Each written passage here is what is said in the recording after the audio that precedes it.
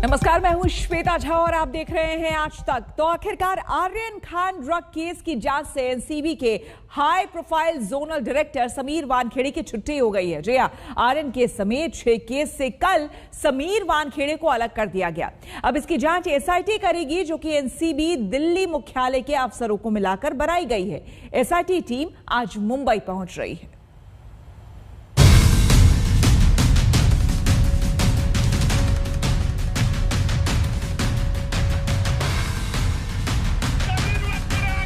महाराष्ट्र के कैबिनेट मंत्री नवाब मलिक के आरोपों की झड़ी के बाद आखिरकार नारकोटिक्स कंट्रोल ब्यूरो यानी एनसीबी को एक्शन में आना ही पड़ा। आंतरिक जांच के बाद करीब 10 दिन बाद एनसीबी ने उन 6 हाई प्रोफाइल केस की जांच से अपने मुंबई जोनल डायरेक्टर समीर वानखेड़े को आउट करने का फैसला सुना दिया, जिन केस की वजह से वानखेड़े विवादों और सुर्खियों में थे। समीर वानखेड़े को ड्रग्स के जिन 6 मामलों की जांच से हटाया गया है, उनमें सबसे हाई प्रोफाइल मामला है फिल्म अभिनेता शाहरुख खान के बेटे आर्यन खान, नवाब मलिक के दामाद समीर खान, करण सजनानी और फिल्म अभिनेता अरमान कोहली का केस।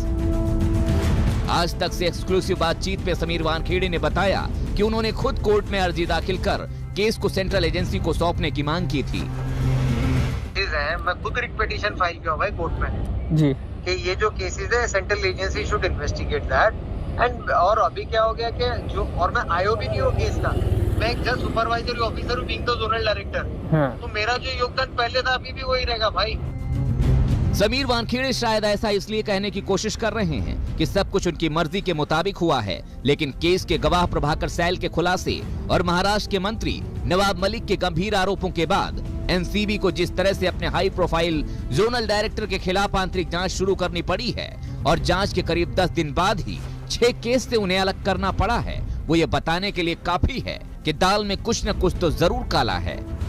जरा एनसीबी के बयान पर गौर कीजिए। एनसीबी ने कहा है, आर्यन ड्रग्स केस में भ्रष्टाचार और प्रक्रियागत खामी की विजिलेंस जांच पहले से ही एनसीबी कर रही है। एनसीबी की विजिलेंस टीम ने समीर वानखेड़े के अलावा एनसीबी के कुछ अधिकारियों और कम से कम 3 अन्य लोगों का बयान दर्ज किया है। नारकोटिक्स कंट्रोल ब्यूरो मुख्यालय के अफसरों का विशेष जांच दल बनाया गया है, जो एनसीबी मुंबई जोनल यूनिट से राष्ट्रीय और अंतर्राष्ट्रीय प्रभाव के 6 मामलों को वापस लेकर जांच करेगा। बयान में यह भी कहा गया है कि मौजूदा रोल से किसी अफसर को हटाया नहीं गया है, यानी फिलहाल समीर वानखेड़े की एनसीबी जोनल डायरेक्टर वाली कुर्सी बरकरार है। मैं किधर शिफ्ट नहीं हुआ हूँ, सिर्फ दिल्ली से केस रजिस्टर, मुंबई से दिल्ली केस रजिस्टर होके दिल्ली चले गया। हाँ, आयो भी चेंज होंगे ना सर अभी केस के। हाँ तो आए तो मैं आयो का हूँ उसके अंदर भाई। हाँ, पर सुपरविजर में डीडीजी जो संजय सिंह है उनके पास, और आयो भी चेंज है, बट ओनली फॉर 6 केस। हाँ, ओनली फॉर द 6 केस, जिसमें जो Sameer Khan and Karan Sajnani case भी है। आर्यन खान समेत 6 हाई प्रोफाइल ड्रग्स केस की जांच अब जिस टीम को सौंपी गई है, उसकी अगुवाई आईपीएस अफसर संजय कुमार सिंह करेंगे। संजय सिंह इस वक्त एनसीबी में डिप्टी डायरेक्टर जनरल हैं। वो 1996 बैच के ओडिशा कैडर के आईपीएस अधिकारी हैं। एनसीबी से पहले वो ओडिशा पुलिस के ड्रग्स टास्क फोर्स के एडीजी रहे हैं। कई ड्रग्स रैकेट का भंडाफोड़ कर चुके हैं। 2008 से 2015 के बीच वो सीबीआई में डीआईजी के पद पर भी काम कर चुके हैं। संजय कुमार सिंह ओडिशा पुलिस में बतौर आईजी भी अपनी सेवाएं दे चुके हैं। 2021 में वो केंद्रीय प्रतिनियुक्ति पर एनसीबी से जुड़े। उनकी गिनती ईमानदार अफसरों में होती है। इससे पहले राज्य सरकार के साथ वो ड्रग टास्क फोर्स को भी हेड कर चुके हैं और काफी ड्रग रैकेट्स का भंडाफोड़ भी कर चुके हैं। 2008 से लेकर 2015 तक वो सेंट्रल ब्यूरो ऑफ इन्वेस्टिगेशन में भी काम कर चुके हैं और काफी हाई प्रोफाइल केसेस को भी हैंडल कर चुके हैं। जिस तरह से समीर वानखेड़े से 6 ड्रग्स केस वापस लिए गए, जाहिर है अब एनसीबी की कार्यप्रणाली और उसमें राजनीतिक दखल को लेकर सवालों का नया सिलसिला शुरू होगा। समीर वानखेड़े पर आरोपों की बौछार करने वाले नवाब मलिक पहले ही कह चुके हैं कि अभी तो बस शुरुआत है। मुंबई से दिव्येश सिंह और पंकज उपाध्याय के साथ हिमांशु मिश्रा और मुनीश पांडे, दिल्ली आज तक। हाई प्रोफाइल जांच से बाहर किए जाने के बावजूद समीर वानखेड़े को संतोष है कि उनकी कुर्सी बरकरार है, लेकिन जिन परिस्थितियों में वानखेड़े से अहम जांच छीनी गई है और दिल्ली एनसीबी के एसआईटी को सौंपी गई है, वो बेहद अहम है। आखिर वो आरोप क्या है जिनसे घिरे हुए हैं वानखेड़े, आइए आपको दिखाते हैं।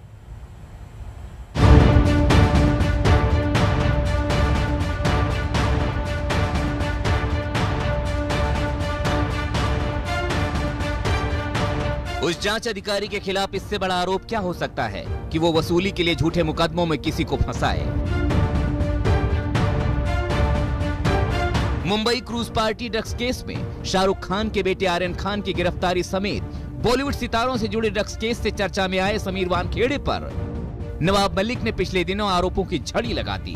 पहला आरोप, समीर वानखेड़े ड्रग्स जांच की आड़ में वसूली रैकेट चलाते हैं। दूसरा आरोप, समीर वानखेड़े पब्लिसिटी और वसूली के लिए बॉलीवुड को खास तौर पर निशाना बनाते हैं। तीसरा आरोप, शाहरुख खान के बेटे आर्यन खान को ड्रग्स केस में ट्रैप किया गया। चौथा आरोप, समीर वानखेड़े ने दुबई और मालदीव जाकर फिल्मी सितारों से वसूली की। पांचवा आरोप, ड्रग्स पेडलर्स से समीर वानखेड़े के तार। छठा आरोप, समीर वानखेड़े ने जाति प्रमाण पत्र में फर्जीवाड़ा कर आरक्षण कोटे से नौकरी ली। सर्टिफिकेट में टेम्परिंग करके जो उनके पिताजी ने धर्मांतर करने के बाद नाम बदला था उसे फिर दुरुस्त किया। उसके आधार पे कास्ट सर्टिफिकेट निकाला गया। जो दलित कैंडिडेट थे आईआरएस के, उनके अधिकारों को फर्जीवाड़े के जरिए छीना गया है। सच की लड़ाई है और सच की ही जीत होगी। हमने आज सारे डॉक्यूमेंट मीडिया के सामने रखे हैं। जो भी सच होगा वही जीतेगा। आगे चल के भी हम लोग सिर्फ देश की सेवा करेंगे और देश के लिए ही काम करेंगे। आगे चल के भी हम यही चाहेंगे कि समीर वानखेड़े ड्रग्स के खिलाफ लड़ते रहें और अगर आज उनकी आवाज दबाई गई तो अगली बार से कोई भी ड्रग्स के खिलाफ खड़ा नहीं होगा। करप्शन का आरोप लगाते हुए नवाब मलिक ने वानखेड़े के महंगे जूते, कपड़े और बेल्ट पर भी सवाल खड़े किए, जिसका वानखेड़े की बहन ने जवाब दिया था। तस्वीरें देख लें, जूते देख लें। जूता 2-2 लाख रुपए का है, जूते बदलते रहते हैं। टी शर्ट आप देखेंगे जिसकी कीमत 30,000 से शुरू होती है। घड़ियां रोज बदलती है जो 20 लाख से उसकी बिगिनिंग है और 1 करोड़ तक की घड़ी आती है। ईमानदार अफसर का ये पहरावा, ईमानदार अफसर का ये रहन सहन, हम कामना करते हैं कि इतना जो रहन सहन है ईमानदार अफसर का, ये पूरे देश के ईमानदार लोगों का हो जाए। हम कामना करते हैं। ईमानदारी का पैमाना ये है तो हमें लगता है कि ये कोई नया पैमाना इस देश में शुरू हुआ है। अगर एक बेचारा वो इंसान है यार, वो में ये प्राइवेट बात है ये कि वो एक अफसर है जो 2 साल में एक बार पेपर पे लिखते हैं कि उसको क्या खरीदना है। वो मतलब वो टैक्स पे करके वो सुबह से शाम तक जो गलत है उसके लिए लड़कर अपने आप पे वार होते हुए, अब उसके खून देखे हैं मैंने, उसकी फटी हुई शर्ट, तो उसका वो हक भी नहीं है कि वो अच्छे कपड़े पहन सके। आप कल पूछोगे कि एक इंसान डाइट क्यों करता है, आप एक इंसान अपनी तबीयत का ध्यान क्यों देता है। मतलब हमको जलना चाहिए, हमको मरना चाहिए, हमको बुरा देखना चाहिए। परिवार सफाई दे रहा है, लेकिन नवाब मलिक के आरोपों से इतना तो तय हो गया है कि समीर वानखेड़े संदेह के दायरे में आ गए। हालत ऐसी हुई कि उन्हें राष्ट्रीय अनुसूचित जाति आयोग से गुहार लगानी पड़ी। समीर वानखेड़े एनसीबी के जो डायरेक्टर है, अधिकारी है, उनके ऊपर जानबूझकर हमले किए जा रहे हैं। और ज्ञानेश्वर वानखेड़े ने मुझे पूरे पेपर दिखाए हैं और उन्होंने बताया है कि भाई उनके जो बीबी है वो मुस्लिम कम्युनिटी के है, हमने शादी सहमति से की है और मैं मतलब बाबा साहब का अनुयायी हूँ। मेरे रिकॉर्ड में हिंदू महार का रिकॉर्ड उन्होंने मुझे दिखाया है। लेकिन तमाम पलटवार के बावजूद नवाब मलिक के तेवर शांत नहीं हुए। नवाब मलिक ने ट्वीट कर कहा, मैंने आर्यन खान के अपहरण और फिरौती मांगने की जांच के लिए एसआईटी जांच की मांग की थी। अब 2 एसआईटी का गठन हो चुका है। देखते हैं वानखेड़े की कोठरी में छुपे हुए गहरे राज को कौन निकालता है और उन्हें और उनकी नापाक निजी सेना को बेनकाब करता है। इससे पहले एक ट्वीट में नवाब मलिक ने कहा, कुल 26 केस हैं, सभी की जांच जरूरी है। ये तो शुरुआत है, इस सिस्टम को साफ करने के लिए काफी कुछ करने की जरूरत है और हम ये करेंगे। यानी समीर वानखेड़े के खिलाफ नवाब मलिक की मुहिम अभी जारी रहेगी। मुंबई से पंकज उपाध्याय के साथ आज तक ब्यूरो। हम रुकेंगे यहाँ पर एक छोटे से ब्रेक के लिए। बने रहे हमारे साथ, देखते रहिए आज तक। और आपको बता दें कि आर्यन खान ड्रग्स केस में नया खुलासा हुआ है। बीजेपी कार्यकर्ता मोहित कंबोज ने मुंबई में प्रेस कॉन्फ्रेंस कर आरोप लगाया है कि एनसीपी कार्यकर्ता सुनील पाटिल आर्यन केस से जुड़ा हुआ है। महाराष्ट्र के एक मंत्री के साथ मिलकर उसने सारी साजिश रची है। उसे क्रूज ड्रग्स पार्टी का पहले से पता था। कंबोज के मुताबिक उसी ने सैम डिसूजा को बताया था कि किरण गोसावी एनसीबी से बात करने वाला है। कंबोज ने सवाल उठाया कि आखिर एनसीपी कार्यकर्ता को